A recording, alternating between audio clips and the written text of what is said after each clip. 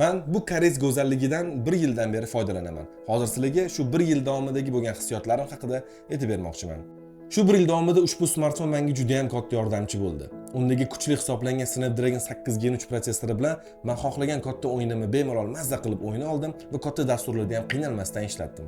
12 gigabaytli operativ xotirasi tufayli men shu paytgacha bu telefonda bironta ham qochishlarni, laglarni umuman sezmadim. Bu smartfonni sotib olishimga eng katta sabablardan bittasi bo'lgan 5 yillik Android yangilanish kafolati hamda 6 yillik One UI yangilanish kafolati menga juda ham yoqqan edi.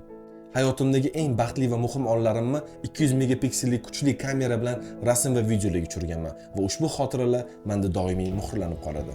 Men hech bir smartfonni bunchalik uzoq vaqt davomida shikoyatlarsiz ishlatmaganman.